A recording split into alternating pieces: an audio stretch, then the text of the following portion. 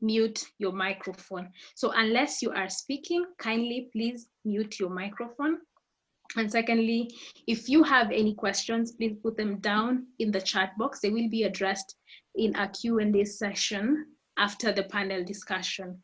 Thirdly, all panelists will be given 10 to 15 minutes to address the issues that we want to discuss today and questions that may arise. So before we proceed, I would like to invite partners from representatives from the partners that have organized this webinar today, and which will have a little bit 3 minutes to 5 minutes to kind of give introductory remarks and even to put matters into context. So we will start with a representative from Public Policy Lab, and then a representative from SDSN Youth, and last but not least, a representative from Kenya MUN. Karibu sana. Okay. Hi, everyone. I see the numbers keep increasing in a click of a second. My name is Victor Werimo. I am the co-founder of Public Policy Lab. And yes, first of all, I just like to appreciate everyone who's taken the time to come and join us in this discussion. The main agenda of this discussion is just to look at ways in which we can mainstream our public policies to the general sustainable development goals. That is the vision 2030. So we realized that when the pandemic came in, we kind of lost track of a lot of things. It posed a challenge to both policymakers and also to people in the sustainable development goals sector. So it was a challenge to the policymakers in terms of we're choosing a balance between economics, saving the economy and saving lives. And at the same time, while we try to ask people to stay at home, we realize that you're losing also towards the other end of the sustainable development goals, such as the goal to no poverty. You know, when people are at home, then we don't get to, there's nothing much in terms of economic activities. So it has been a blow to everyone in both the sectors, and I think we cannot waste, someone said that we can't waste a good pandemic. And this is a point for us to learn in both sectors, the policy sector, and to see how then can we fast track development now after COVID. So I'll be looking forward to great solutions from the minds that we've selected as our panelists, and a very engageful session that is. Thank you everyone who's joined us, and yes, I think that is much of it from my end.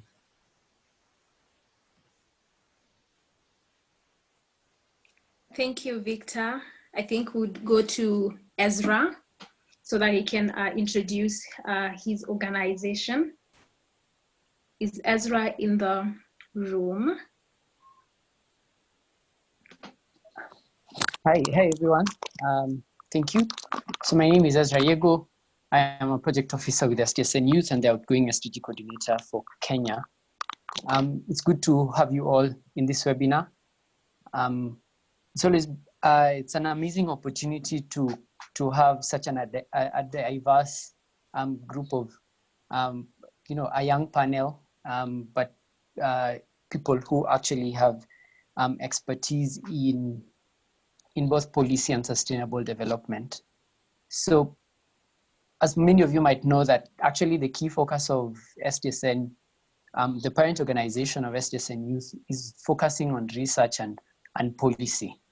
And basically the approach that we try to embrace is to have inclusive participation and effective stakeholder management. And that's one of the principles of public policy. So even today, as we have this conversation and as we speak on how we can actually, how we can try to go back into the conversation of sustainable development, even as we try to live with the COVID-19 virus and beyond that, how can we build back better?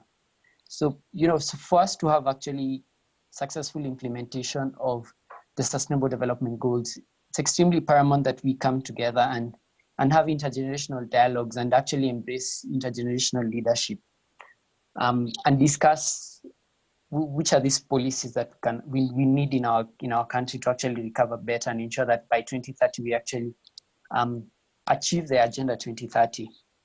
At the center of policy, there's a need for inclusive and at the center of actually policies, inclusive and meaningful dialogue. So for us to actually have positive outcomes and actually for us to see where there's good governance, there's now need for actually concrete policies and transparency and accountability.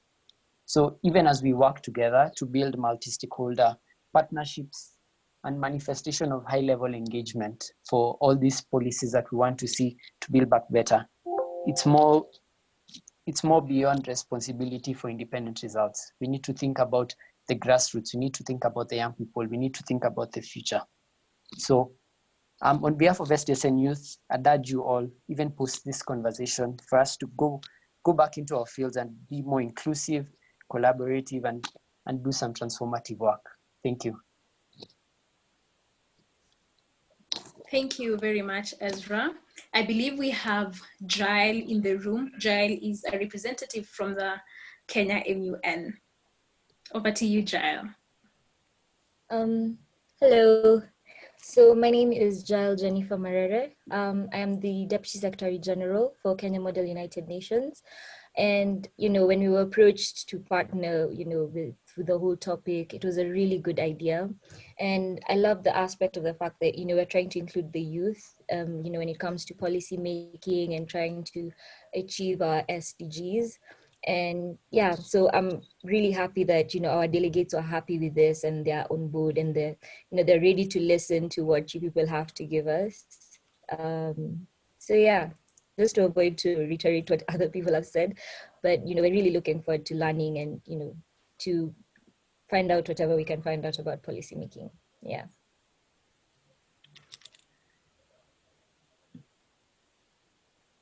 Thank you. Thank you very much, Jael.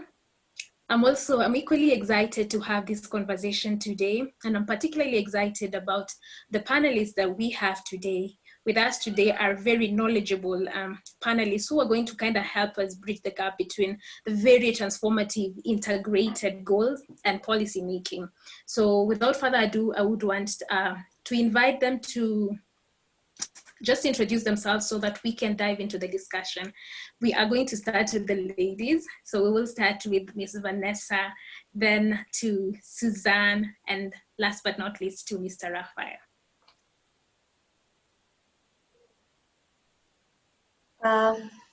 Good afternoon, everyone. My name is Vanessa Kaniaru. I am a youth development advocate as well as an SDG advocate. Aside from that, I also serve as a UN volunteer with the United Nations Office on Drugs and Crime. And I have also served an advisory role with SDSN Youth previously.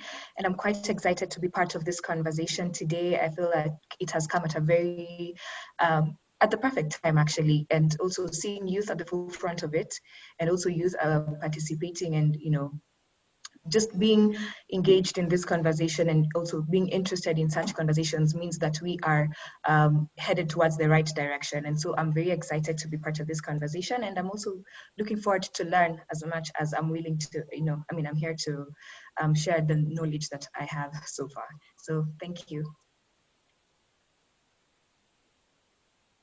All right. Hi, everyone.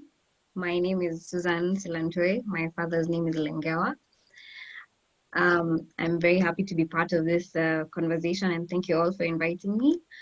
Currently, I am a public policy master's student at the University of York. And that is my full-time occupation as of now. I've been involved in politics from before. But yes, I've dived deep into this public policy space.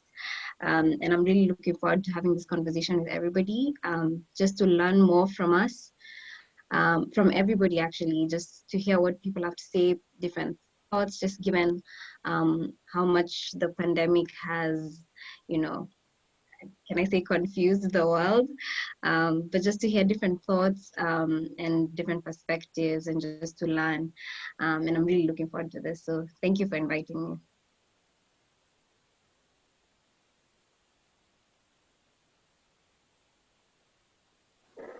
Over to you, Mr. Raphael. Thank you so much, Grace, and thanks to everyone who's joined in for this discussion, and thanks to the organizers. I think it's such a wonderful platform to have a conversation on this very relevant issue, COVID-19, but also looking at the role of SDGs and public policies in addressing not just the problem that we are facing now, but also the future in terms of building back better. So I'm quite excited.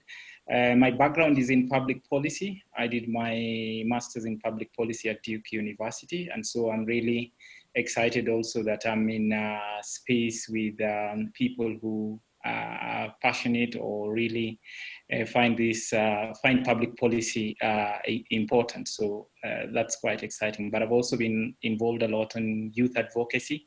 I served on the UN Habitat Youth Advisory Board and a couple of other boards, and I've also been involved in, quest for SDGs. And so I'm quite excited that this conversation also touches on that. And looking forward, of course, to interact with all of you. I mean, I'll share my perspectives and thoughts, but all of us being work in progress, I'm also looking forward to learn and hear from you guys. Thank you so much and looking forward.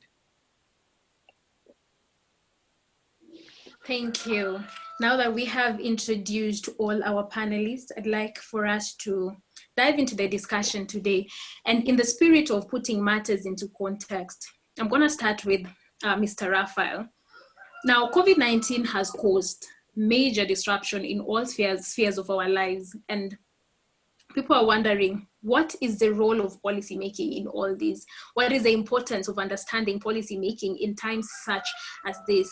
And I want to pose that question to Mr. Raphael, even before we get deep into the discussion.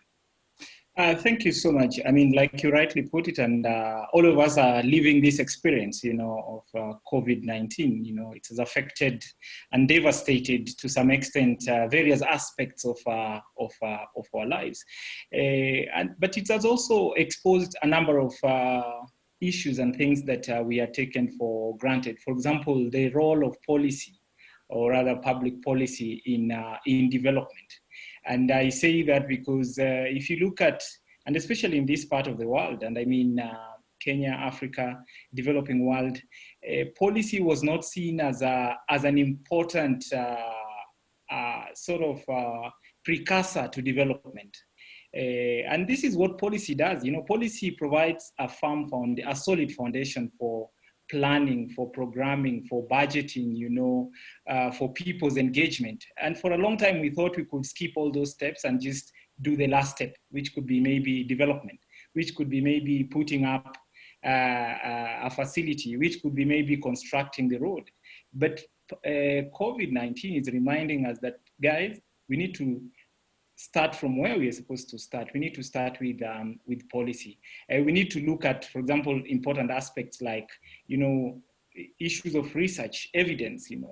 Science is gaining a new role in this. So that we need to look at the laws that we have in place. You guys know how much Kenya has struggled with the issue of lockdown, and especially in the informal settlements. Like, I mean, and we all know it has been said that if we would have locked down from the word go, it would have been much easier to deal with this crisis. But how do you lock down informal settlements like Korogosho, like Kibera, like Madare, where people do not have decent housing, where people live 10, 15 people in a single room? So I think it's taking us back to that place where we need to look at some of these policies.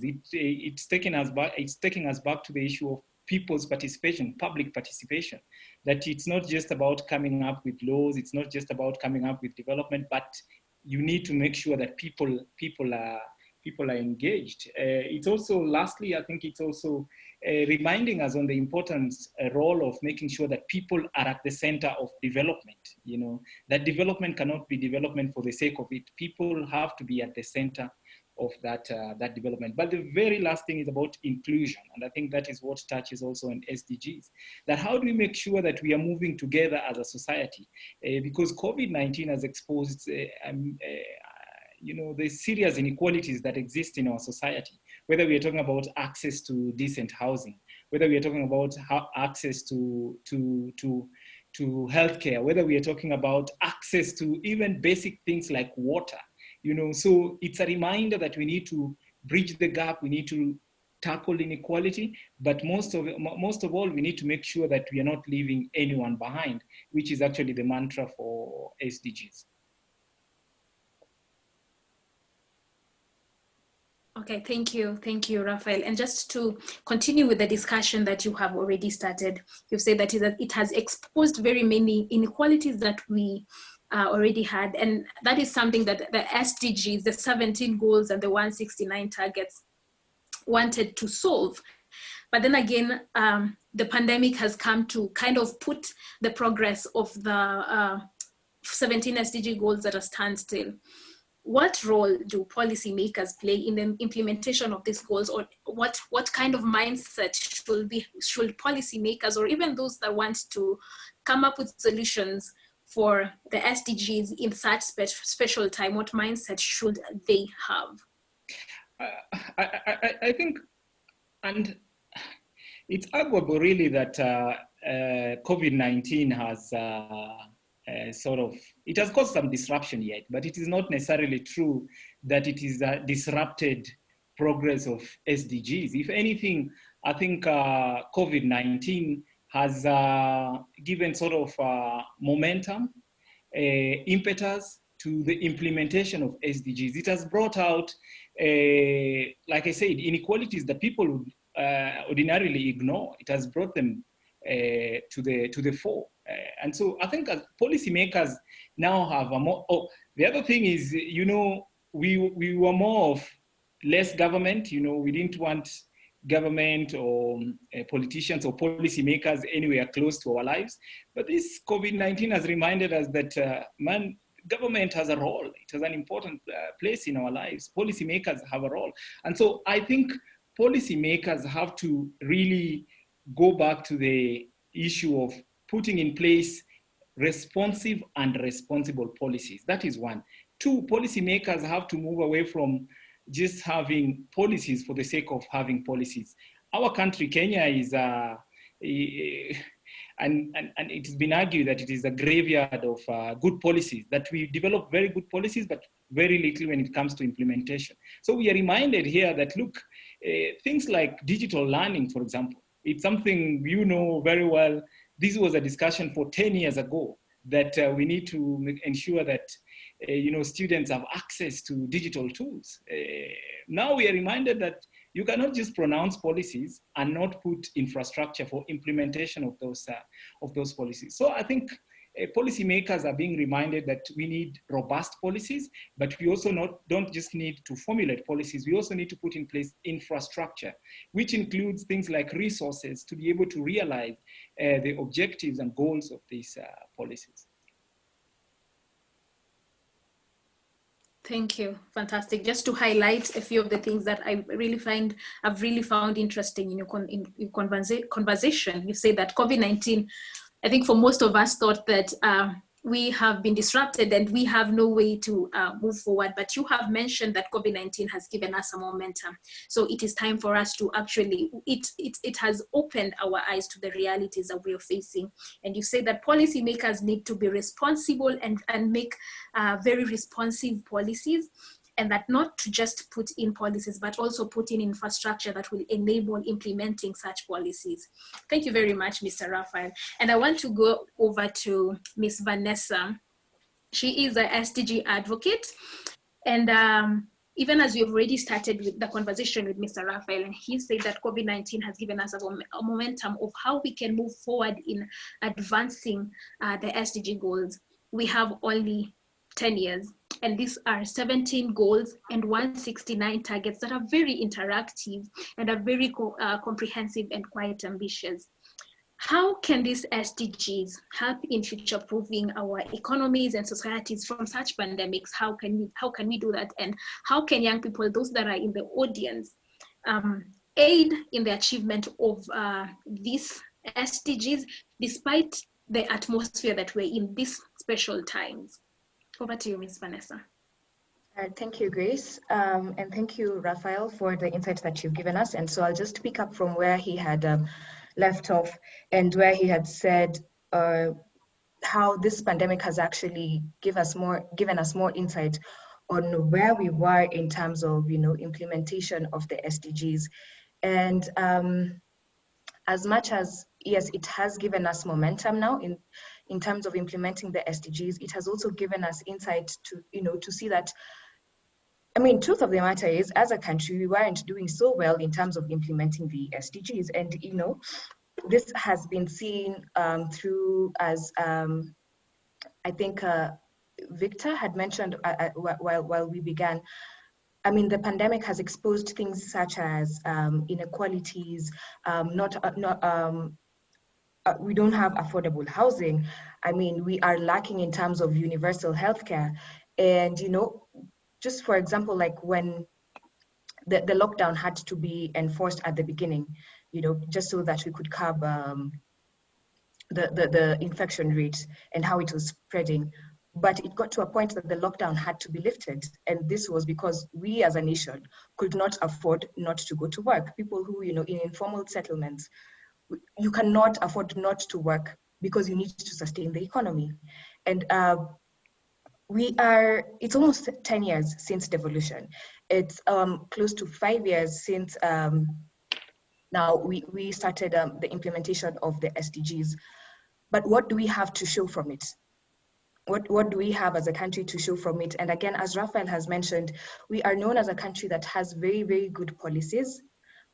But what happens when it comes to the implementation part? And I think this is where now the young people do come in. This is where you do not necessarily have to be a policy maker when it comes to implementation. And I'll take this opportunity to actually commend youth-led initiatives that have actually been at the forefront of propelling awareness of the SDGs. And we have seen their work. Take, for example, SDSN Youth. We have this public policy initiative. So many youth-led organizations have been at the forefront of trying to propel the SDGs. But then again, there is a disconnect between the young people who are actually doing this and then now the policymakers who make them possible. And we do, there's that disconnect. So then now, how do we reconcile the efforts that we see the young people through their respective organizations trying to create awareness on the SDGs, trying to actually implement projects and activities towards achieving and realizing the Sustainable Development Goals? How do we reconcile this with now the laws that we do actually have, the policies that we have, the institutions that we have, the public institutions that we have, at a national level, at the county level? How do we reconcile this to ensure that now we are working together to achieve the SDGs? And as you may all know, one of the SDGs, SDG number 17, is on partnerships. And I think this is one of the most crucial SDGs that we should look at. And I'll just give you an excerpt from the World Inequality Report, which stated that over the past decades, countries have become richer, but governments have become more poor. And this is due to the massive shift towards private capital. And so this is now where we weave in and we bring in partnerships in terms of now the private sector. So what role does the private sector have actually in regard to achieving the SDGs? And so this shows that it's multi-stakeholder approach. It's not just the young people who, we are vibrant and zealous and we do want to achieve these goals, But again, so how do we bring that? How do we weave in this zeal that we have with the role that the policymakers have, as well as government institutions and public institutions, as well now as the private sector? So how do we weave in all these efforts and ensure that we do work together to achieving the SDGs, and especially now in regard to COVID-19, I think universal healthcare should be one of the things that we should look into as a goal. What is it that is lacking? Or what is it that we have done or not done towards achieving this goal? And how is it affecting how we are responding to this pandemic that we are facing, I mean, as a country and also now globally? So I think that's the insight that I'll give for now. And yeah, looking forward to hearing what all the other panelists have, and just as we foster this conversation. Thank you. Thank you, Vanessa. And I just want to you to continue with something that you actually mentioned, that it's not the young people that are involved in achieving these goals alone. It is a multi-stakeholder approach, because these goals are very, very integrated. So there's a question that I asked: how can young people take advantage of these times? What tips do you have for young people to take advantage of this time so that they can at least kind of push towards the achievement of these SDG goals? Okay, so when the world leaders did come together to, first of all, with the UN member states, when they came together to launch the SDGs and the Vision 2030 agenda towards achieving the SDGs, what they had in mind and the theme that they came together and pronounced was that they are to transform our world. The SDGs are meant to transform. And so we are an increasingly interconnected, globalized world. And so we need to ensure that our governance systems are of a similar standards of equality and equity as well. But then now, as I mentioned, we do need to take a multi-stakeholder approach, and everyone does have a role to play with it. But specifically now, what role do young people have to play in terms of achieving the SDGs? And in the recent past, we've been saying this quite a number of times, that we need a seat at the table, we need a seat at the table, but then now we've changed the conversation to creating your own seat at the table. So you need not sometimes ensure that you have like a very large platform for you to be able to achieve the SDGs. Take SDSN Youth, for example. This, I mean, it is a global initiative, but a group of young people, here in Kenya decided to come together and see, so how do we bring this home? How do we make it for the benefit of our country? And it started from a simple lecture hall theater at Strathmore University. Just young people came together and decided we're going to do this. And they took the initiative themselves. And so far they have been able, I mean, since then, since its inception, they have been able to, bring in, host conversations such as this one on, on how young people can work together towards the SDGs. They have been able to even come up with initiatives at the grassroots level. So at times, it's not a matter of having or such a vast amount of resources, but just start with the little that you have, the little knowledge that you have. Just do it. If it's informing your neighbor about the SDGs, it's, one more person has learned about the SDGs. And because before we even get to the action point, there needs to be the awareness part and the comprehension part. When you're telling people to implement the SDGs, do they even know what the SDGs are in the first place? So we do start with the awareness part. And then now from the awareness and the comprehension, and then that's when now, we move to working together in terms of policies. And such platforms are what now bring young people together. We share ideas, we exchange ideas, and then now this births, projects and and other initiatives with regard to implementing the SDGs. So my advice is just literally start with what you have. If it's within your schools, if it's within, you know, your local communities, just start with what you have, start with the awareness part, and then, you know, exchange ideas, host such platforms, host such discussions. And, you know, once you exchange ideas, and then that's when, you know, one mind is definitely, I mean, where two or three minds are gathered is definitely better than one. You exchange the ideas, and then now comes in the project development stage of it, and then now, you know, action. So literally, as I've said, start with what you have. Inform your neighbor, inform any other person. It doesn't need to be, I don't know, like a science experiment. It doesn't need to be something very complex. You know, you have the knowledge, and thank God for the digital world that we do have. You can literally, I mean, if you did not know what the SDGs are, right now, all you need to do is probably just Google, learn about them, you know, start with what you have, and then it starts the ball rolling.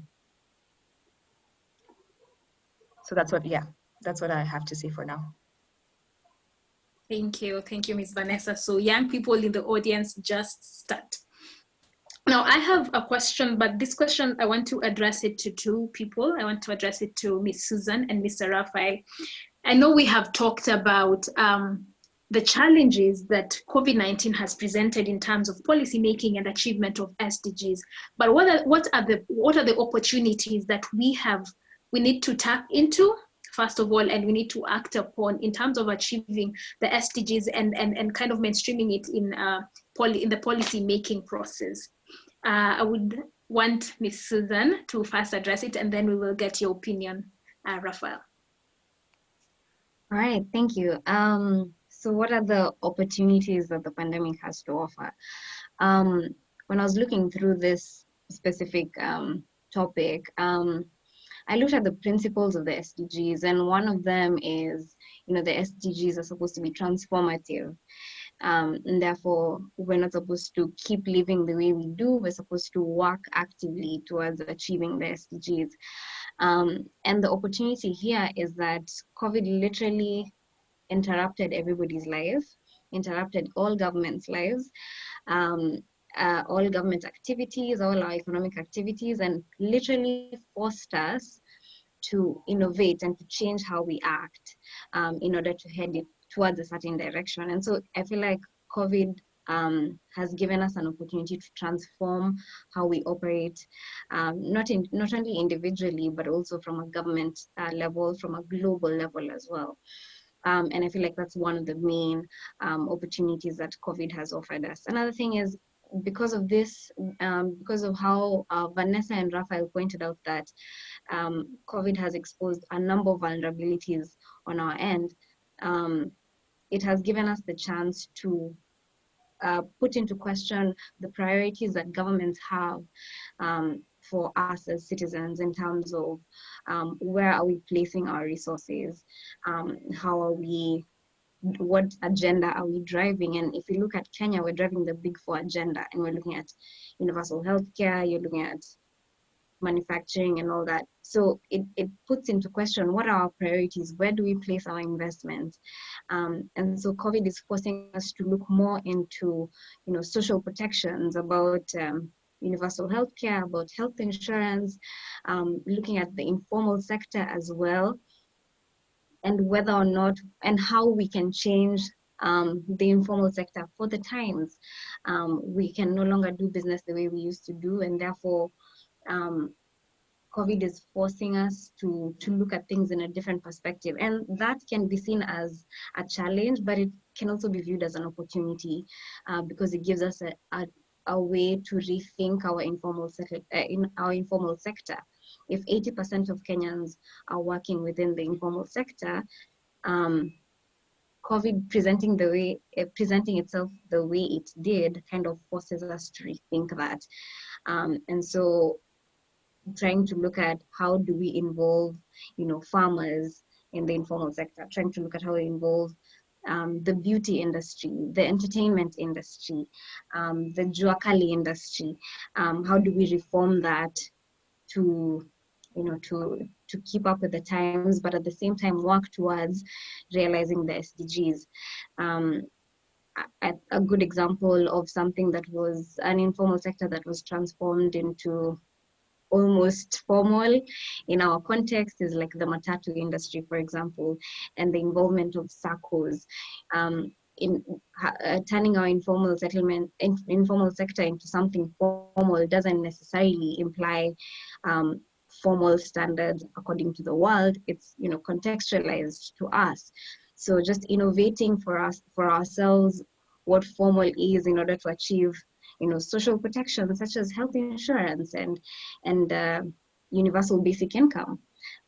So that is the opportunity that I see COVID has presented for us, not only to relook our policy structures, but then at the same time, look at how to achieve the SDGs within the given period of time.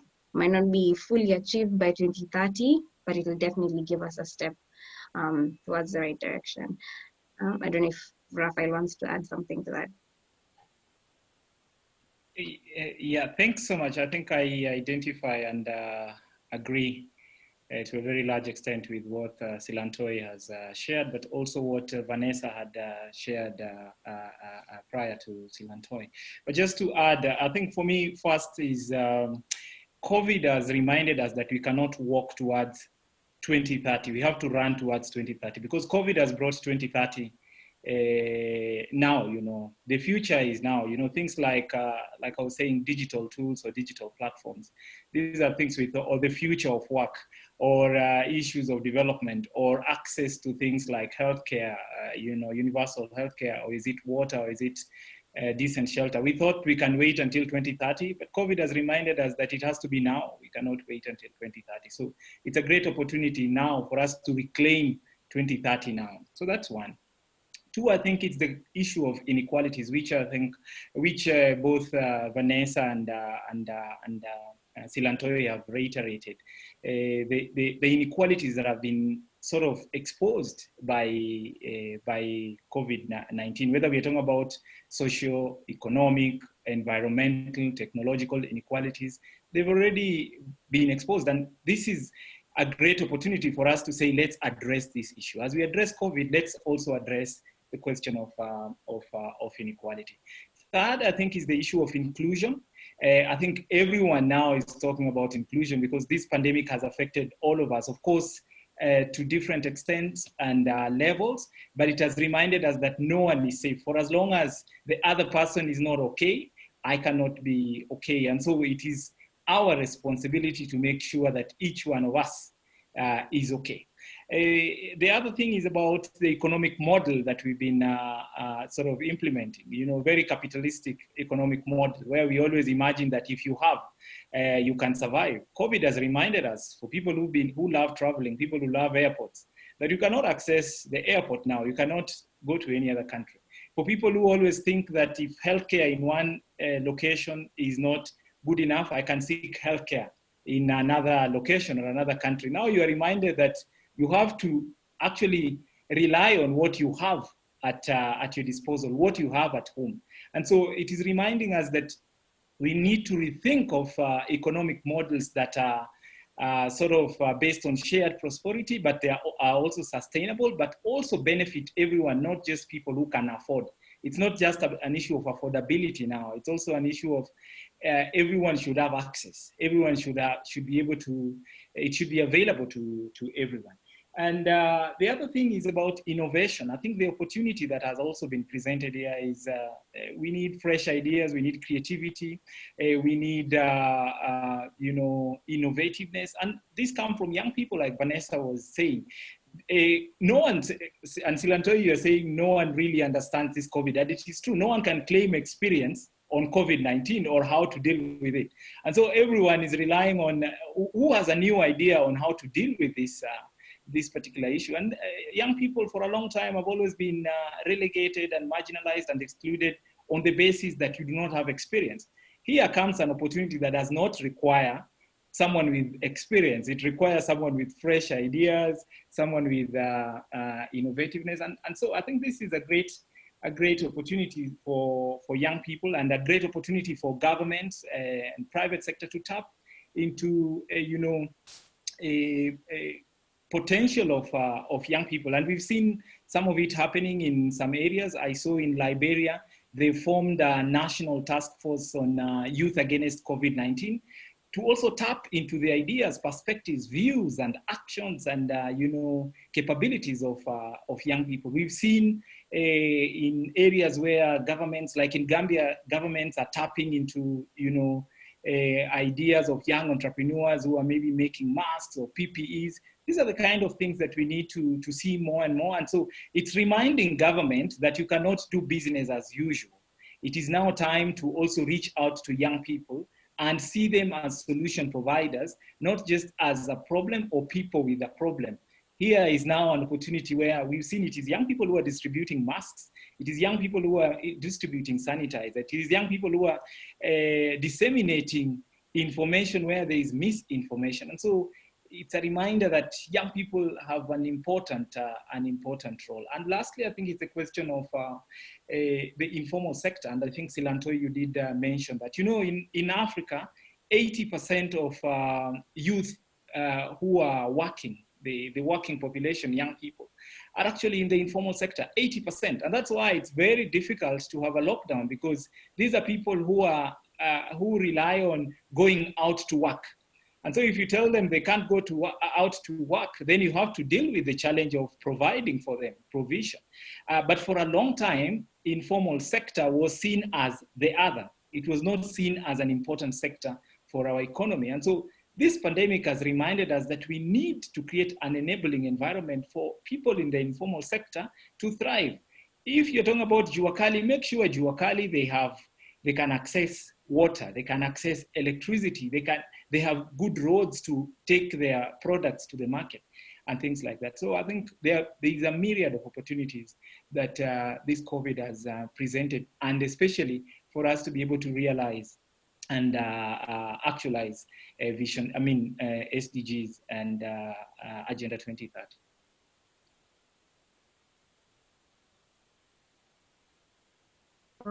All right. Thank you, Mr. Raphael.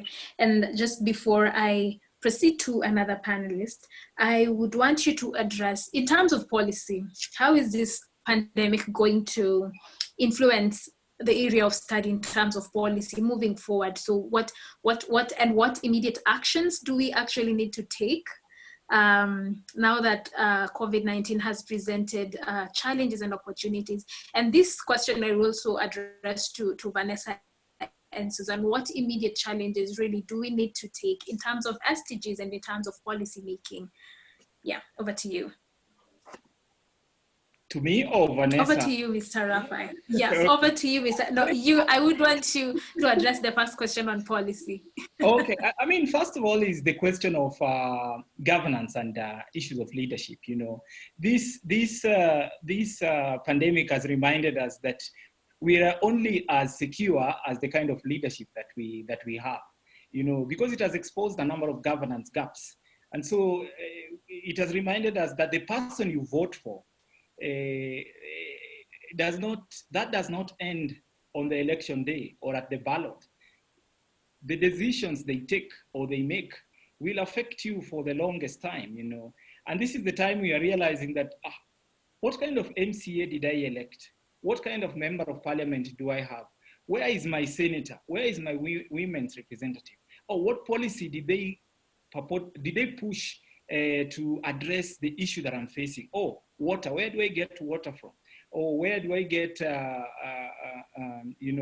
food from? Or I live in an informal settlement. This is the time people are realizing that leadership and good governance is extremely, extremely important. That is one. Two, I think we are also realizing, like I say, that this is not just a problem for 1 day or 2 days or 3 days or a week or a month. These are things that require robust policies, So it is exposing the importance of solid policy frameworks, for sustainability, because COVID today, as much as, we've seen in places like South Africa, where they said, oh, it's now over, let's go back to school. Then they've been hit again, and now they have to close perhaps even for longer. And that means that we must ensure that as a people, we put in place policies that are sustainable, not just tokenism or programs that are addressing our problems for now. And that's the idea of a public policy. You can do development without public policy, and politicians like putting politics before policy, but we realize that that is not sustainable. And so it is reminding policymakers that you need a robust policy. And lastly is the issue of bringing services, resources, and what else? It's services, resources, and decisions closer to the people. That now, you know, people have been told that if you contract COVID-19 in Marsabit, you cannot travel to Nairobi to come and seek medication. You have to deal with it in Marsabit. And that means that we need to take resources to where people are. And so the idea of devolution, decentralization is becoming a reality now. So I think that for me is what I would say in terms of policies that we need to put in place, and what this pandemic has presented us in terms of opportunities to be able to put in place the right policies that are owned by people and that are sustainable and that are going to help us deal with the problem beyond now, because COVID is not just a now problem. It's a problem that we are facing now, but has impact that run all the way into the future, many years to come.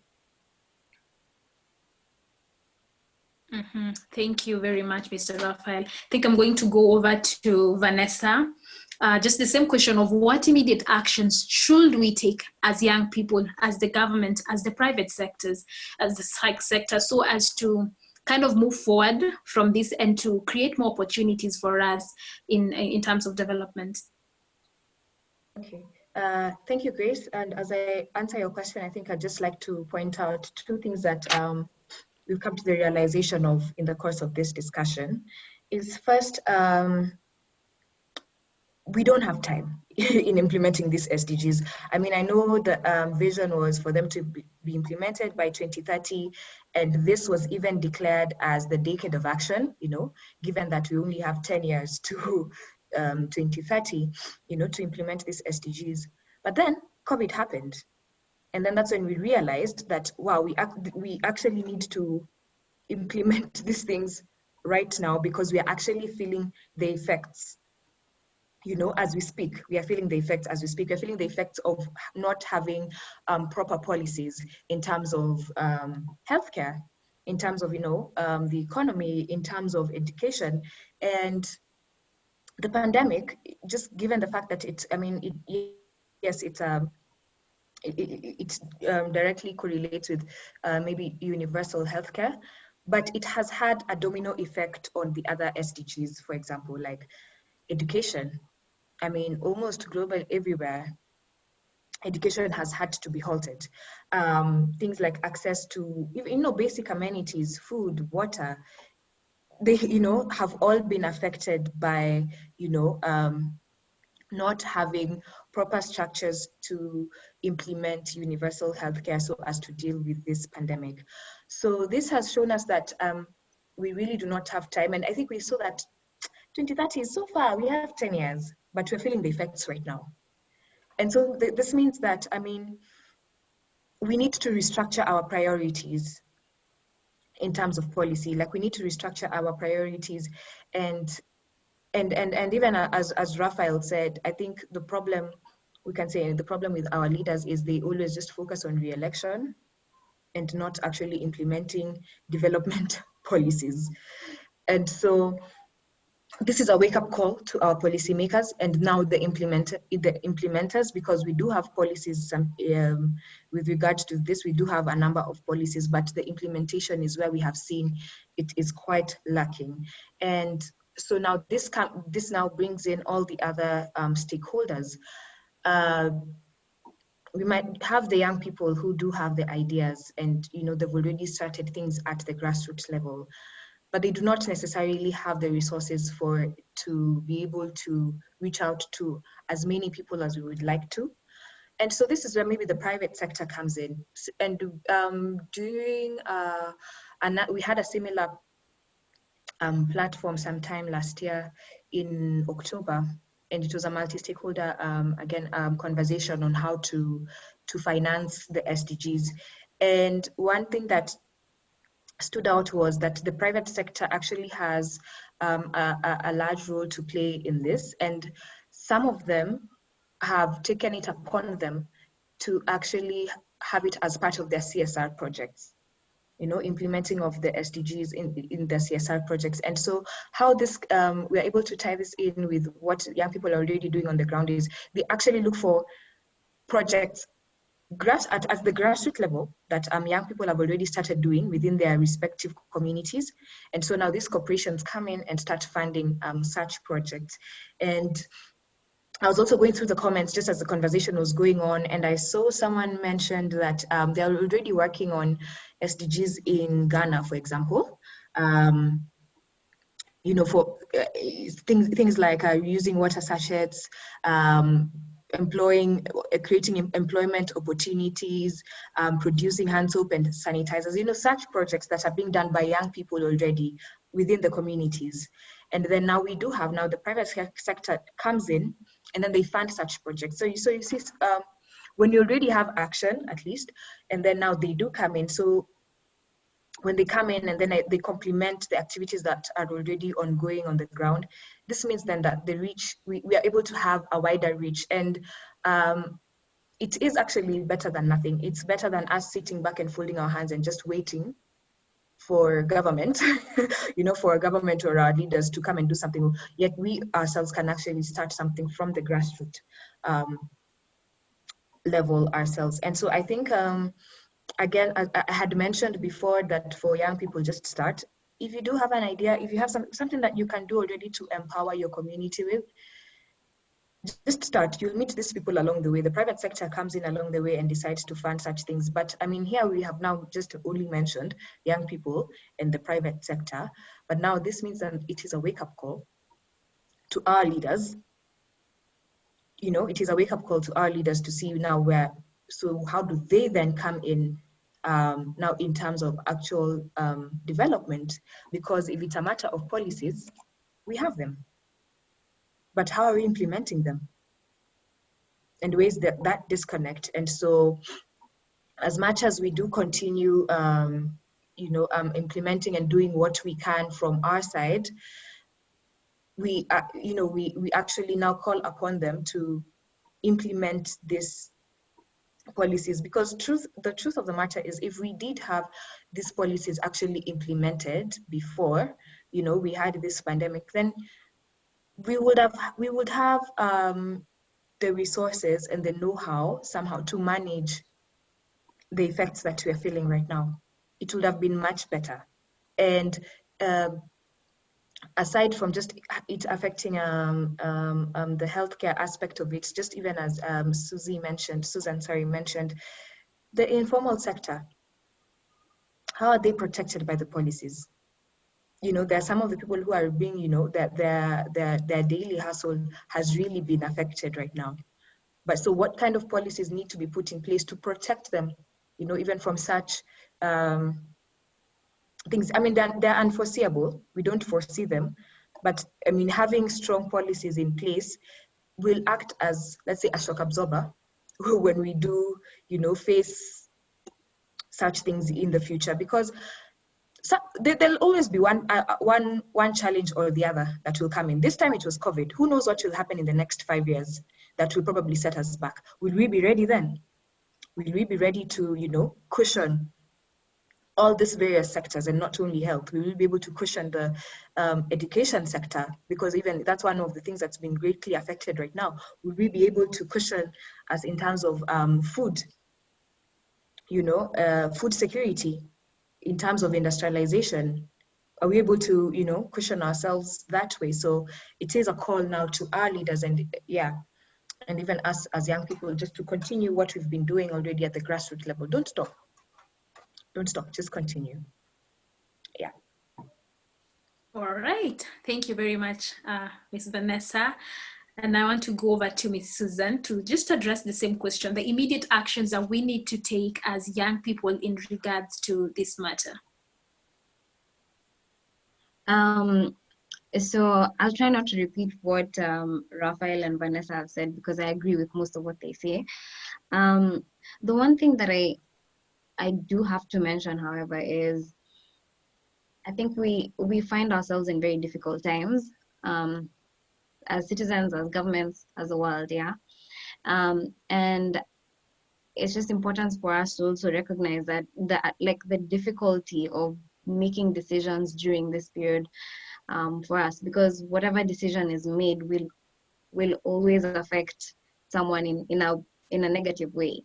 And so just recognizing that there's lots of people working really, really hard to cushion us against some of the effects. Whether it's doing really well or not is a whole other question, is a whole other topic. But the fact is there are people working really, really hard to give us better alternatives. And it's also good to just recognize a few things that government is trying to put in place to just cushion us a little bit from the pandemic, like even the lockdown, the curfew, the restrictions that we have, the wearing the masks, reduction of VAT, some tax subsidies that have been given in place for us to just be able to, handle the pandemic at the moment. I think it's a good initiative from a lot of policymakers who are in place right now. That is not to say that there's nothing wrong with what they're doing, but it's just to recognize that, yes, it's a really difficult spot that they find themselves in, and just to appreciate that whatever decision that they make will always have adverse effects on everybody. But I think for us as young people, I feel COVID has really brought policies to us, like wearing masks is a policy that was put in place, or and that's something that directly affects your face. So just seeing that policies do have a direct impact on us, and then relating that with the leadership and how we vote, like how Raphael said, is really, really important. So for us to just grasp that policies are not documents that sit in the air, they're actually things that affect our daily life, is what I feel young people should start engaging with more, and just being more proactive to ask questions about why things happen the way they do, so that we can be able to, first of all, get an understanding of why things are happening the way they are, and then be empowered enough to question why they are happening the way they do. And then in doing so, we can each find a space to plug in for ourselves and make a meaningful contribution, just like Vanessa says, from where you are. So it could be in terms of business opportunity, it could be in terms of a way of helping out in the community. So it's for each of us to be inquisitive and ask questions, and then find your place based on what you've learned. And I do think it's a wake-up call for governments, but it's also a wake-up call for us, because our elections are coming soon. This is 2020, our elections are coming in 2022. For us not to forget, I don't know what happens during election time and people all of a sudden forget that, oh wow, these are the leaders who made the wrong choices and all that. People just forget. I don't know if that's a disease, and I don't know if it happens everywhere in the world. But it's just, I hope I hope 5 months of us staying home will help us remember the 5 months that we couldn't do anything, so that when election time comes up, we're able to ask the proper questions. And I feel like we're in a place where, even what questions do we ask is also a possible thing that we're not very sure. And so if we make reference to the SDGs, and looking at all those targets and goals, they could be a good place to start when we're looking at prospective leaders to vote for. Ask them what they'll do in terms of reduction of poverty. Just pick a specific SDG goal and ask that question, and then in the same spirit, make sure that we are also making our communities aware of the role that political leaders play when it comes to policies and elections. And then lastly, I would like to add that I think for policymakers and even for us in this policy space, I think this would be a good opportunity to look at evaluation and just as the world has taken us, like we've stood still, we've stopped. How about we evaluate, look at the programs that are in place, and ask ourselves whether they are working or not, what could be made better, and how can you make better recommendations, and looking at examples in other places in the world, and not only just copy pasting them back to us, but understanding our context well, so that we're able to recommend better things. But yeah, just constantly learning from the programs that are already in place, from things that are already taking place, and then finding solutions moving forward. So yeah, thanks. Thank you. Thank you so much, Suzanne. I will go over to Mr. Raphael. He had something else to add. Over to you. Yeah, thanks. Just a short one, inspired by, of course, Vanessa and Suzanne on their presentation. I think what they're saying is very, very important, that young people need to engage. And I see young people engaging in a few aspects, which are just some that they've mentioned, but a few that I wanted to add. One, I think in terms of policy, this is the policy window. In public policy, we normally say there has for sort of formulation or implementation of a certain policy. And this is the time we can identify some of the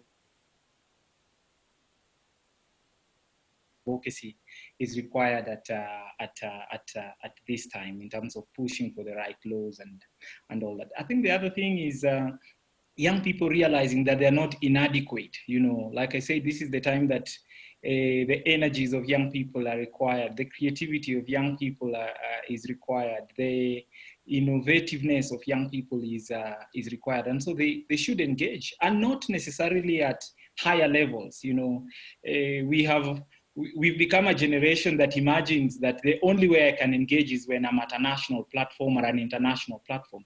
But we are reminded every day that change starts in small places closer home, you know. So where you are, like what you guys have done in terms of organizing a conversation like this is extremely important. So we must engage in action wherever we are in our own small ways. If you can make masks and distribute them, well and good. If you can make PPEs, well and good.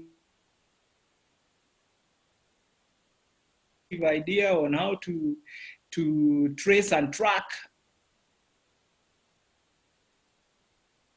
of disseminating the right information. You can imagine what our parents are going through, or the adult generation is going through, in terms of understanding the challenge of COVID-19. This is something they have no idea about. And so it's our responsibility as young people to consume all the information and then sort of disseminate it in a way that the rest of the society can consume and understand. And then lastly is the issue, last but not least is the issue of, and I think Vanessa kept emphasizing this, and I think it's very, very important, because sometimes young people look at what they lack, not what they have. And so they are incapacitated or sort of demobilized by the fact that they do not have, for example, resources, or they do not have a platform, or they do not have the infrastructure. But I think we are reminded every day that get started, do your bit. If you have an idea, start processing that idea. Someone along the way, it could be government, it could be an investor, it could be a private sector, it could be a development partner, will say, I saw some guy trying to develop this. Let's hear what he was trying to do. And they might just plug in. So let us not also overemphasize or belabor the point that we lack certain things. That's great to acknowledge that, but we must not stop there. We must move forward with whatever ideas. And I think lastly is the question of leadership. And I find this extremely important. And, you know, we always imagine that leaders drop from heaven and then they come down. It's the people we engage with every day. And so if someone cannot support you with a mask today, don't imagine after 5 years or when he's elected, he's going to do that. And so the leaders that we need are leaders who are responsible and responsive. That person who is helping you to understand how to protect yourself against COVID-19. That is the kind of leader that you need. And so for me, I'm looking at leadership that is based on values and vision. And I think this is the time a crisis like this exposes those kind of leaders. And there's no shortage of good examples across Africa and across this country of young people who've demonstrated that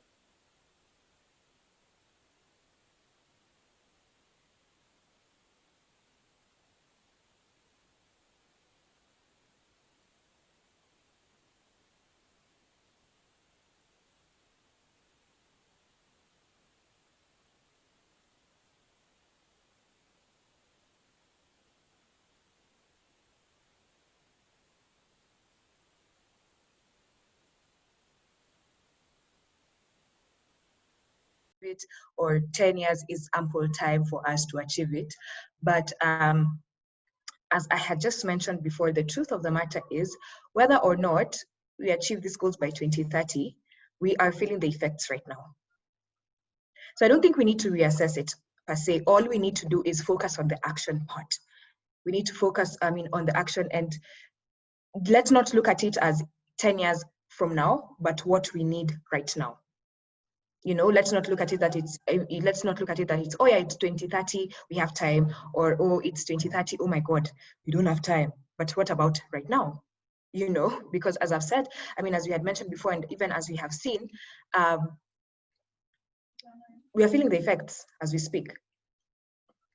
So we should focus more on the action part and what we can do right now, and whatever we'll have achieved by 2030, let's make sure it will work for us then as well. So just make sure it works for you, at the moment. I hope I've answered that question.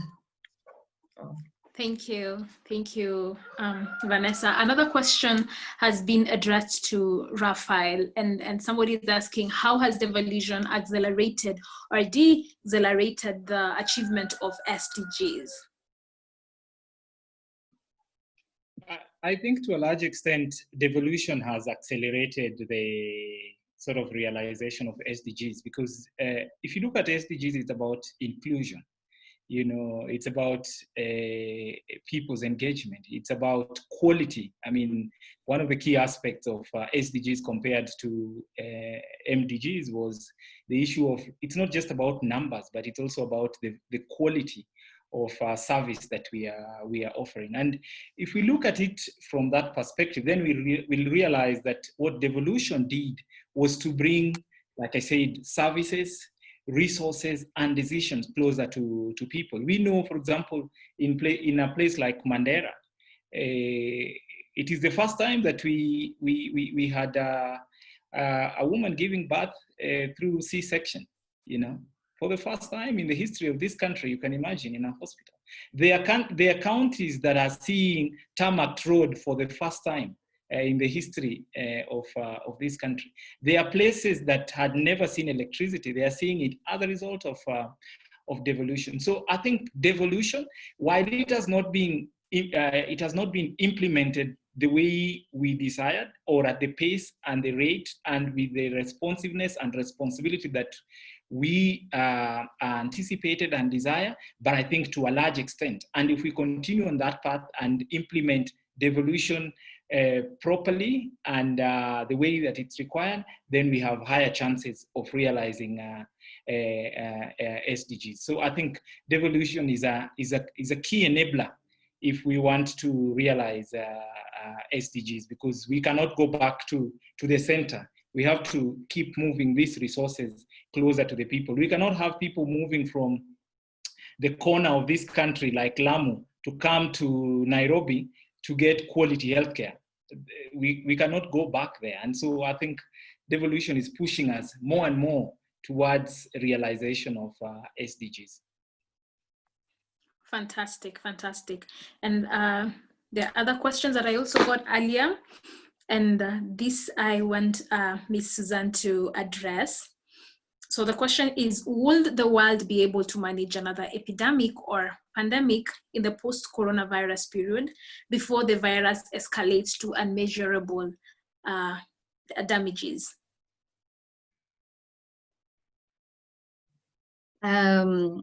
for me to say I know is a lie. I don't know. But how we can predict is, first of all, humans have always found a way to be resilient. So we'll make it either way. However, I do feel that if we don't learn lessons from this pandemic, as I mentioned earlier, like it's about evaluation and looking at starting to collect formal data and just understanding the effects of COVID now is useful for us to prepare for the future, and just being able to evaluate, okay, so in terms of donor funding, we've gotten X amount of fundings that have gone into XYZ projects. It's for us to be able to create proper evaluation structures that will help us understand the outcomes of what we've invested in, so that in future we're able to figure out what priorities we'll need to put in place, understand what goals will be important at the time. But then again, just given the informal nature of our economic sector, I do feel like that we need to work towards finding a common ground to have a formal sector that works for us, so that we can be able to standardize registration of people in order for us to get various social protections. I feel like that's something that is being done now. However, it can be scaled up so that we're able to understand how many people we're dealing with, how much exactly would we need in order to be able to cushion ourselves from the next pandemic. And so learning lessons is something that I'm really passionate about. In fact, I'm writing a dissertation about policy evaluation in slum upgrading, and literally just understanding how to evaluate policy interventions and programs, minus the whole hula-baloo of politics, and just keeping it to data and facts, which I know could be difficult, but just aiming to prioritize on that so that we're able to get proper interventions that address the actual issues. So yes, in summary, we will be able to make it if we're able to evaluate whatever we put in place now, so that we can have proper priorities and goals for the next time. Mm-hmm. Thank you very much. One last question, and it has been addressed to Raphael, is do we need a COVID relief for remote learning? Do we need COVID relief? I mean, first, just before I respond to that, I think building on what Suzanne had said, I think, the world is such that we are going to experience more sophisticated and complex challenges as we move into the future. And so there's no doubt about that. If our parents dealt with the issues of malaria, we are dealing with S1, COVID-19, which is more sophisticated. And so I think what we need is the level of preparedness. So if we do not prepare, then the next challenge will be worse and will even have a major impact. I'm sure we've come across information that this kind of a pandemic was predicted way back in 2014, for example. But because of human nature complacency, we thought, it might never affect us in a bigger way. And so I think we need to put in place the required measures to ensure that when a pandemic like this happens, or even another one that might be bigger, we'll be able to deal with it. Now to my question in terms of whether we need relief. Of course, we need relief, and not just for, things like digital learning or remote learning. We need relief for many things, but most importantly for remote learning, because if there's anything that this COVID has reminded us is that, it cannot be business as usual. There's a new normal, and part of the new normal is that we cannot keep crowding people in classes, for example. It's not the future. Now we need to provide people with, we need to bridge the digital divide, for example, and ensure that availability, access, and affordability of things like technology, whether we are talking about internet, or whether we are talking about computers, or whether we are talking about electricity or bundles, these are things that should be available to everyone. We've seen the challenge that we've gone through when it comes to trying to, help schools to reopen or learning to continue. It become impossible because we did not prepare in advance to bridge this divide. And I think, just briefly, is that we need COVID relief to deal with the issue of remote learning. If we are able to make sure that, again, we do not leave other people behind when it comes to access to quality education. Okay, thank you. Thank you very much. There is still another question. I think people are still typing in questions, and this is also a question addressed to you, Raphael. And it is, how do we effectively take our place at the table as young people? And how do we constantly strive through the discouragement and being looked down upon? And I'm sure Silantoi and Vanessa will help me out in this. But for me, it's about not looking at, the standards that the society has set for us. For example, the standard that the society has set for us is that you need experience for you to be able to perform. We must refuse that and tell them, look, I do not have experience, but that does not make me inadequate in any way. I have fresh ideas. So fresh ideas and experience are equally important, So you cannot elevate experience and put down fresh ideas. And we've seen what that has done to our society. Private sector is accelerating, making great progress, leaps and bounds. Public sector that has over the years relied on experience is lagging behind. And that's why we have problems in, for example, things like provision of basic needs, because for a long time we said, we do not need innovation. This is the way we've always done things. So young people must realize that they're not inadequate because they lack certain things that the society insists on them.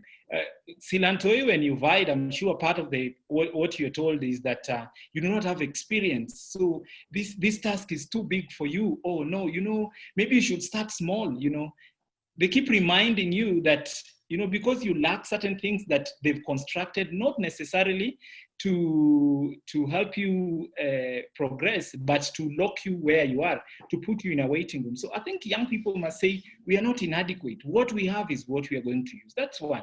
Two, young people must refuse to be in the waiting room. We have this thing or assumption that our turn will come. Maybe let's wait after this COVID-19, let's wait. I'm sure some old scientists somewhere will come up with a way to do it. No, we should say, no, we are not going to be in the waiting room. We want to be where action is. So I think in brief, I would say young people should not be discouraged.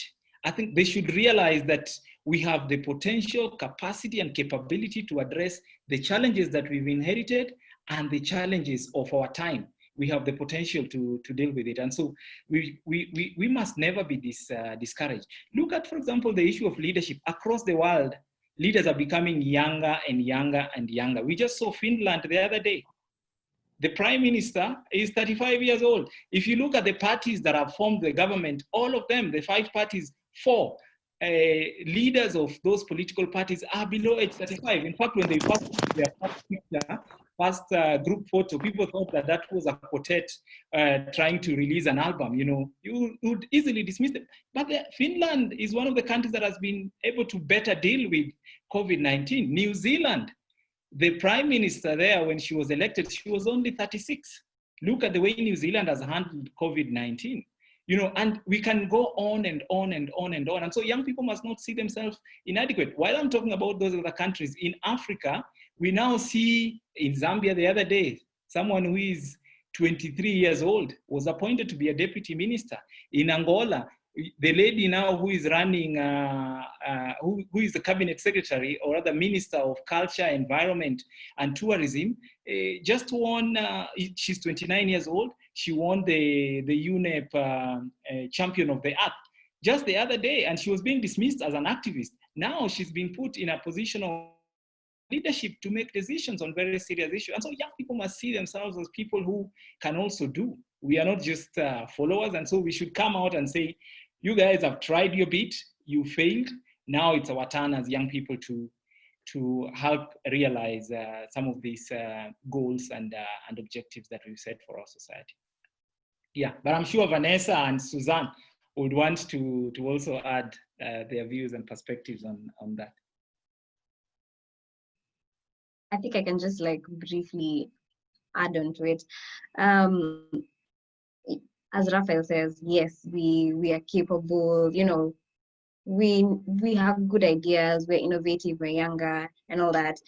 But I can really relate with, I think her name is Mary. Mary's the one who asked the question about people always putting you down and telling you that you don't have the experience, and you keep hearing this a lot. And for me, what I'm still working on even up to now is just being able to reassure myself, you know, that I don't have to get that reassurance from somebody else. So what I do is I make sure I'm adequately prepared for my task. I make sure I adequately prepare for whatever job that I need to do. Make sure I'm the best at what I do. And then when I show up, I give myself the confidence that, you know what, I'm adequately prepared for this and I can do whatever I want to do.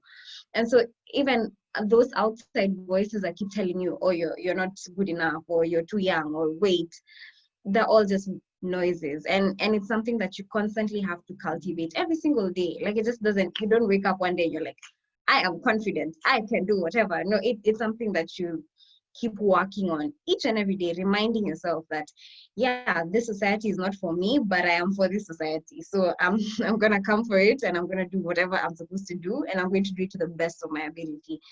So it's for us to encourage ourselves, but then at the same time to make sure that we're good at what we do, so that you leave no space, no room for criticism, especially as young women. And we get this a lot in spaces where it's mainly a man's world. The policy world, the political world is a man's world. And you have to constantly motivate yourself and assert yourself in a place where the space has not been created for you. So be excellent at what you do, and then keep reassuring yourself every single day. And slowly with time, it'll get there. It'll get there. It doesn't get to the end, but you keep working through it everywhere, because you walk into a different space today. It's another task. Tomorrow it's another task. You constantly have to keep reassuring yourself. I think that's all I'll say about that.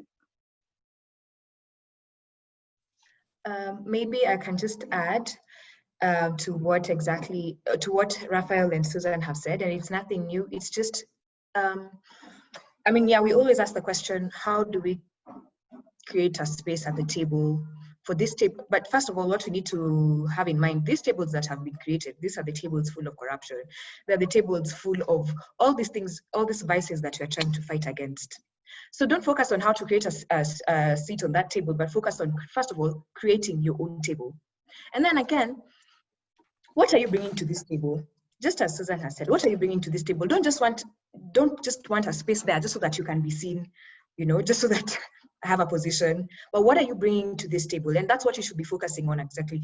Just as what Suzanne has said, leave no room for criticism. Make sure when you get that seat, like, you know, you take it and you run with it. You have the ideas. This is the time now to be, you know, formulating all these ideas. And when you get that seat, you work and you leave no room for criticism, so that they don't have holes to poke and say, you see, she got that seat, but you know, she's big. So you, like, just don't get that seat at the table. Like, actually make sure you're adding value when you get that seat at the table. That's all I just wanted to add with regard to that question. All right, thank you very much. I think Raphael had asked to mention something else.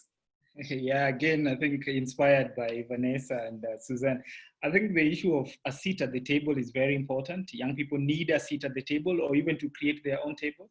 But I think we must also, two things. One, we must not get a seat at the table and then warm it. Just sit on it, because I think that is what has also happened.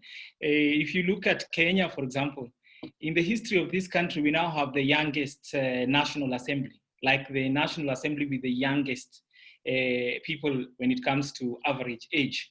But I think the good story ends there when you start looking at, you know, who has brought in a good motion, who is participating well, are we able to address the challenges that we are facing. Our Senate, Kenya Senate, is the youngest in Africa. But I think, again, the good story ends there, because you ask yourself, have we been able to address issues of negative ethnicity? Have we been able to address the ills of corruption? Have we been able to address the question of youth unemployment? You realize perhaps age alone is not enough. And I'm a proponent of youth leadership, and I think we must continue advocating for youth leadership, but we must also move beyond youth leadership that is only based on age, because that is not a silver bullet. We must have youth leadership that is also based on vision and values. That if Silantoi, you are elected to occupy a certain position, we must see the difference between having a young representative and someone who is not so young. In fact, there is a joke about electing old people, perhaps more than young people, that if you have a bad old leader, chances are, because of natural causes, somehow he won't be around for long. But a young leader who is corrupt, a young leader who does not have values, is going to be with you for a long time. And so young people must also not just push for positions because of age, but because they have something that they want to offer, something different than what we've seen bringing our society down. And lastly is that just what I had said about not complaining about what we lack. Because what we lack is already known, and what we lack, we can complain about it, but we must also use whatever we have. There are people who've been elected into office, for example, not because they had big money, not because they had big cars, but just because they utilized what they had. And now, for example, what we have and what perhaps the adult generation might not have is access to technology, digital platform. We can use that. It's just doing the work, because like Vanessa did say, that those tables are full of corruption and other ills.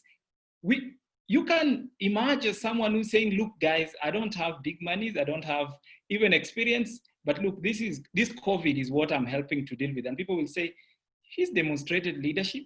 And so what you have is what you must use. So let's also not continuously or perpetually compare ourselves with other people, and to always put ourselves down because of, if anything, perhaps they don't even owe us anything. And so we should just run our race and do whatever we are supposed to do. So yeah, but I totally agree that young people need and deserve a seat at the table. Thank you very much. I think we have one final question that has been addressed to Vanessa. Just a minute.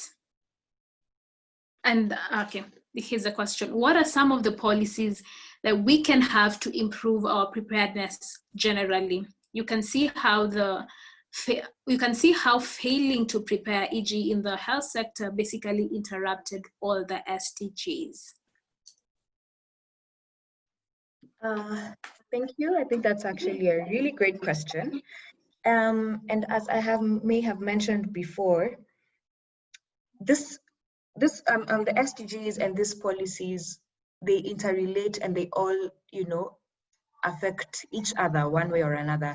As you have said, I mean, just because, we failed in, or we can say, failed in the health sector, it has been affected all these other goals as well. And I think I'll also tie this in with a question that was somewhere, I think it's gotten lost somewhere. Someone asked whether we need to, after these goals, whether we need to come up with a new set of goals, and are they becoming cliche? And I think, now to answer both these questions, there's a reason why they were set out as they are, and they have been compartmentalized. It's like they have been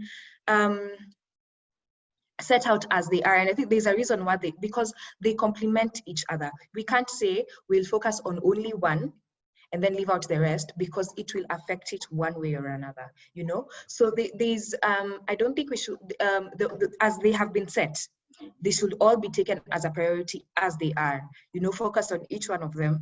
And yes, I mean, we might have different expertise, and I think that's why we do have different ministries and we do have different public institutions, and they all work simultaneously. And, you know, focusing on one and neglecting the other will definitely affect the other goals negatively. So I don't think that there should be the question of which policies should we focus on, but rather as we focus on these goals, I mean, we focus on each one of them as they are simultaneously, not leave out any, you know, because they do complement each other. And I mean, neglecting one or giving more priority to only one will definitely have a domino effect on all these others. And so they ought to work simultaneously. And whether we need to have a new set of goals, I don't think that vision and agenda 2030 is a matter of, oh, we've gotten here, so we need to stop. I think it's something that I mean, yes, the year 2030 does give us focus and, you know, gives us timelines, as is with just even any other project that we do. You know, you ought to have timelines to achieve something, but it's not a matter of a destination where we reach and then now we sit back and say, oh yeah, we've achieved these goals, we have what we need. But rather, it's a continuous effort. It's things that we need to continuously keep, and you have to keep working on. It's not a destination that you arrive at, but it's a matter of something that you continuously work on. So I don't think it's something that, oh, once we get to 2030, so now we now have a new set of goals, but rather we just continue with the same momentum, because as if you stop, you know, if you do stop, it's going to, I mean, something will be lacking somewhere. I mean, something will be lacking somewhere. So it's a continuous effort. We don't need to stop. We just continue with the same vision and agenda, and just continue putting in the work just as they are. Work on them simultaneously. And even with organizations and institutions, as I have mentioned before, we have different expertise and different, you know, yeah, we do have different expertise. So you focus on what your expertise is, someone else will focus on if it's education, you know, another sector will focus on its on health, but at the end of the day, we'll all achieve, you know, sustainable development, which is the keyword, you know, the sustainable development as a whole. Yeah, thank you. Thank you. That has been fantastic, fantastic. And I think we are running out of time.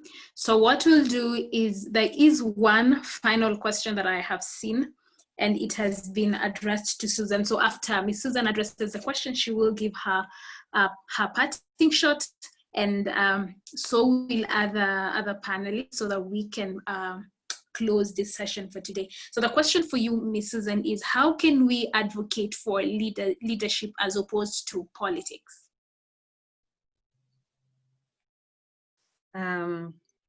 This is a difficult question, and I think you will all agree. And the reason why I think it's difficult is because a lot of us are not honest with,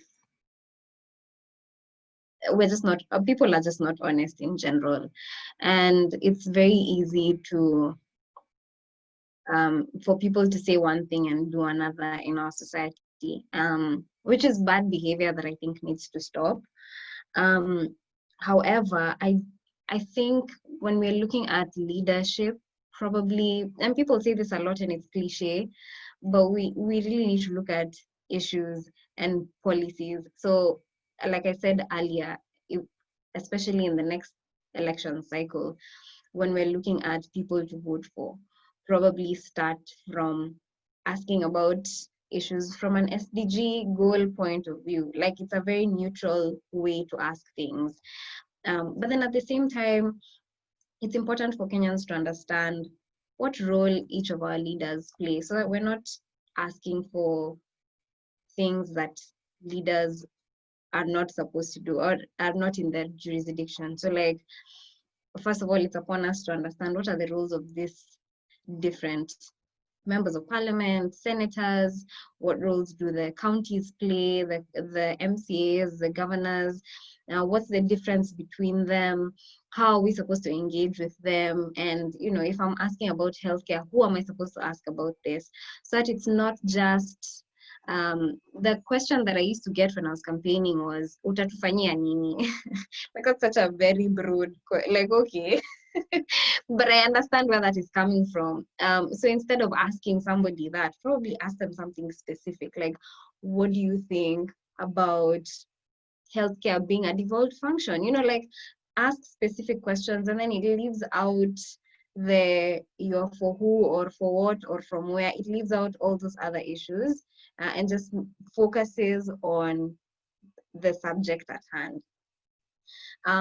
The reason why I'm saying this is difficult is because even when you ask about these subjects that are at hand, is, you know, we never really know if people are being honest or dishonest about it. But then again, even as individuals, probably you're not in a position to vie. The thing you can do is identify someone who you feel shares your values, shares your views, and offer yourself to help. Because these people who feel like, I mean, these people who probably would like to do something different may not have the money, may not have the way around it. And if you can offer whatever you do, maybe you're a graphic designer, be like, I'll design a poster for you for free. Or, you know, you can give of your time, of your expertise, and support specific candidates. And that's how, you know, you can actively participate in such a role. Like Raphael said, he helped us put up some campaigns. That's something very practical that we needed at the time, and it really helped. So something like that. And also just to understand that we're dealing with a whole system that has been in place for over 50 years. And it will take time for us to change it. And so just looking at the next election cycle as an incremental step to the right direction, rather than expecting like you know, a lightning change and everything is different. And therefore not even to be disappointed if the candidate that you support doesn't win, but look at it as a step in the right direction. And just being aware of the reality, being aware of the reality, but putting your, how do I say this, giving of yourself to realize something that you desire for your own country. Yeah, I feel like that's my answer. All right, I had mentioned that you give us your parting shot, but we will come back to you. I think I'm going to go over to Raphael, then to Vanessa, and then we can finish with Suzanne. Okay. Suzanne, I'll pass you a note in case I forget anything. But I think a couple of things. One, on SDGs, I think the idea of SDGs is very, very important. I think I totally agree with Vanessa that it's not a destination. It's the road to where we want to be, you know. But I think the aspect of inclusion is extremely important. That is being emphasized by SDGs, that we cannot afford to leave anyone behind if we are to make progress as a society. So I think that for me is extremely important. We need inclusive economies. We need inclusive societies. We need to make sure that no one is left behind for whichever reason. So we need to carry and enable everyone to come with us. And to do that, I think we need strong policies. We need responsive policies. We need policies that are going to address our concerns of today, but also in the future. And so policy as an important place. And so we must ensure that we formulate the right policies, but also implement those policies. Beyond formulation, I think the commitment for implementation is also very, very important. And lastly, is the issue of our, our agency. We have a role to play. We have responsibility. This better community that you're looking for, this better country that you're looking for, this better continent that you're looking for, this better world that you're looking for will not just show up. It won't just happen because you desire it or because you aspired. We need to take action. And action can be as simple as, you know, if someone is vying and you like their leadership, you can distribute flyers. Or if you're not happy that your community lacks water, you can find a way of mobilizing for resources to put up a water point. Or if you're not happy that girls in our society are not getting education, you can push to ensure that we have access to education for all, or you can mobilize resources to provide scholarship for this. So we all have agency. And so we cannot be silent recipients. We cannot be bystanders in this. We cannot sit somewhere and imagine that someone else is going to do it. It is us to do it, regardless of our age, regardless of our gender, regardless of our socio-economic and political background. We must do something. We must play our role. And we've seen throughout history, if people don't act, nothing changes. And so we must do something. It might not be as big, or you might not consider it to be a big thing, but Silantoi, just because you came out and decided to offer your candidature, it was not about you being elected. There's a young girl somewhere who is inspired by that action. Vanessa, you might be trying something at the platform where you are, whether it is UN, you might not be successful in that, but because you tried, another young person somewhere you paved the way for another young person. And so we must not also measure our success by what we've achieved, but just by the fact that we've taken action. And finally, I just want to appreciate, I think this conversation is one of the many or the few that I've enjoyed so much, because I think it's so relevant. And I think the people who are engaged in this conversation are truly people who are interested in seeing and creating a better society and a better world. So I thank you guys so much, and I just encourage you and urge you to keep on with this kind of action. You never know. This is what might make the world a better place. Maybe it's not the UN General Assembly. Maybe it's just a discussion like this that might help us to improve the world and find the solution to COVID-19 and many other complex challenges that we are facing around the globe. So thank you so much. And it was really a real honor to be part of this conversation. Thank you so much. Thank you very much, Mr. Raphael. Over to you, Vanessa. Okay, so first of all, I'd just like to thank you, everyone. Thank you, Grace, for moderating this session. It's been a very engaging, and I must say I have learned a lot. And so thank you to Public Policy Lab, thank you to SDSN as well. And actually, thank you for putting me on the same platform as Raphael and Suzanne. I mean, these are people that I literally look up to. And so for me, this is quite an honor to have sat on the same panel with them, and I have learned a lot. And thank you for everyone who has joined.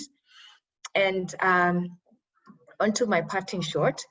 As I have said from the beginning, just start with what you have.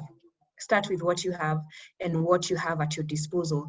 I mean, you attending this session already means that you are in the right direction, or you already have a vision of what you want.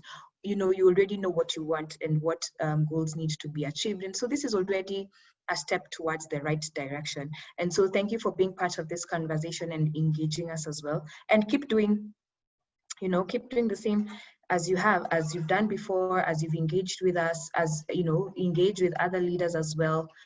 As I said, exchanging ideas, you learn more, and you're able to harness all this action, and it all works together for the better good.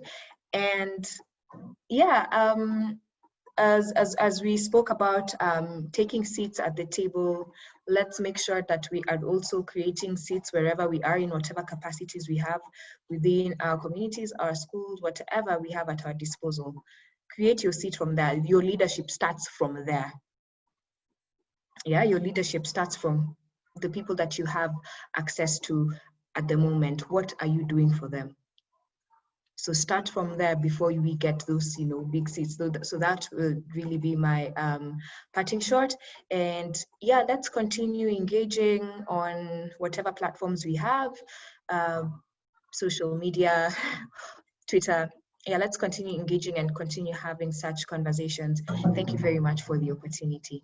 Over to you. Thank you very much, Ms. Vanessa. Now over to you, Suzanne. I'm sorry I didn't do this earlier. I completely forgot. But yes, thank you for inviting me and for thinking about me when I'm very far away from home. And even thank you for giving me this platform as well. And I really appreciate the work that you are all doing. I think honestly, my parting shot was going to be either what Raphael said or what Vanessa said. And so I'm just going to take this opportunity to just say thank you to all you young people who are actively doing something to better the country. A lot of people are trying to run away from home and like looking for better lives elsewhere and all that. And I truly appreciate seeing young people trying to do something to better our own country and trying to make our country a place where people run to. And I just want to encourage you that the work that you're doing is great. And someone sees it and someone appreciates it, and one day it'll pay off. So just keep doing what you're doing and know that someone is seeing it and that will pay off one day. So yes, keep doing what you're doing. And I really appreciate the work that you're doing. Thank you. Thank you. Thank you to all our panelists. This has been a very, very informative discussion. Now, for the closing remarks, I would want to invite the partners that have organized this very informative and much needed discussion. Kindly, are you saying something, Raphael? No, I was just saying thanks to our moderator. That's all I'm saying. Thank you. Thank you. I would want to invite Victor, and then we'll have somebody from SDSN, and then finally somebody from Kenya MUN, and so that we can close this session. Okay, thank you. Actually, this slot is meant for Brian. I have a colleague here by the name of Brian, who's a co-founder. But one thing I'll say is I really appreciate the humility that our panelists have to accept this call from young people trying to do something in their life and trying to create a path for others.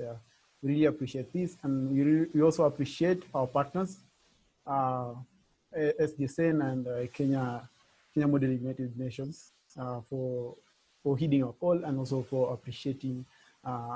And you've seen the numbers. People really kept time, you know.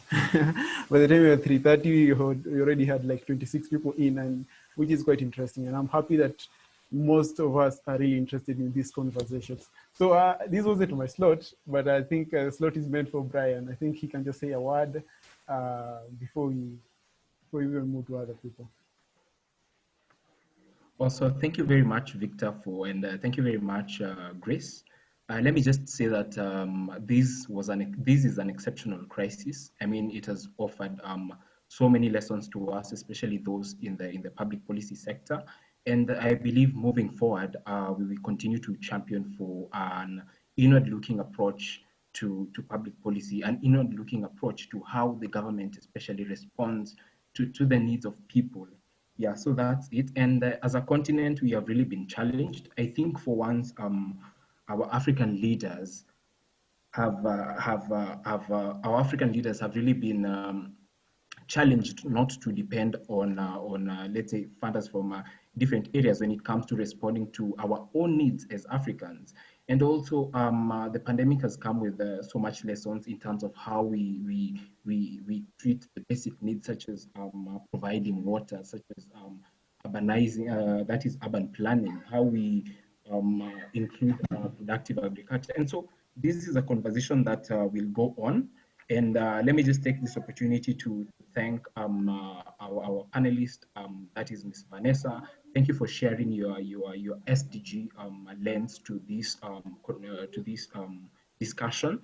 To Silantoi and to Mr. Raphael, thank you very much for sharing your policy perspective on this discussion. It's always an honor sharing a platform with you, and always a challenge keeping up with the speed. You people are really trailblazers when it comes to the discipline of public policy, and for that we really appreciate you. And so thank you very much to our participants for creating time for this. We are looking forward to also engaging you in coming events. Yeah, and thank you very much to Grace for really accepting to moderate this discussion on behalf of Public Policy Lab. Yeah, so that is me. That is, my name is Brian. I'm the founder of the Public Policy Lab. Yeah, thank you, everyone. Thank you, Brian. I think we can have somebody from SDSN and then finally somebody from Kenya Model United Nations.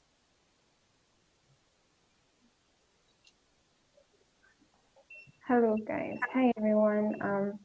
Thank you so much for joining this conversation. My name is Hannah from SDSN. I am the new SDG coordinator, and I'm so excited. And this conversation was really important. It was needed. It was very insightful as well. You've all given us great insights on leadership and how to move forward with the SDGs.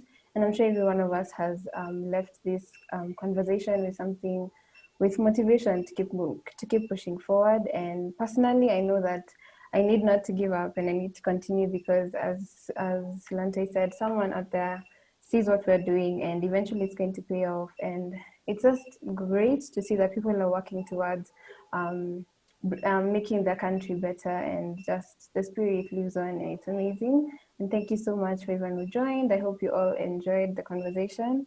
And thank you for our panelists, our partners. This was great, and we need to do more of this. Yeah, thank you.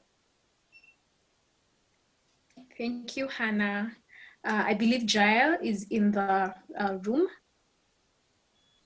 Hi, once more. I'd like to start by saying thank you to our panelists, to our moderator. We had such a great discussion, having people, the youth engaging with you guys and you making it as relatable as possible. And I'm sure someone has, you've been able to come out with something one way or the other. And, we've been able to acquire some knowledge when it comes to public policy, and trying to achieve our 2030 vision. So yeah, I'm really grateful to Public Policy Lab and to SDSN for letting us partner with them. And I'm sure, carrying on forward, we can have, bigger and greater events, trying to impact and touch on the youth. So yeah, thank you. All right, thank you very much. I am getting very many requests in the chat box for us to take a selfie. So you might want to turn your camera on so that we can take a photo, and then we can finalize this session. So just a minute, I put on my camera.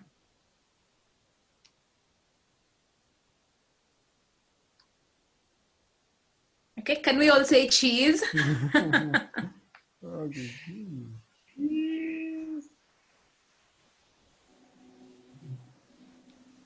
Fantastic, that has been great. This has been such an informative session. I have personally learned a lot.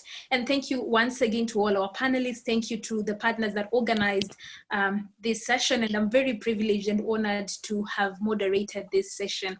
So I want to end it here, and have a good evening. Bye.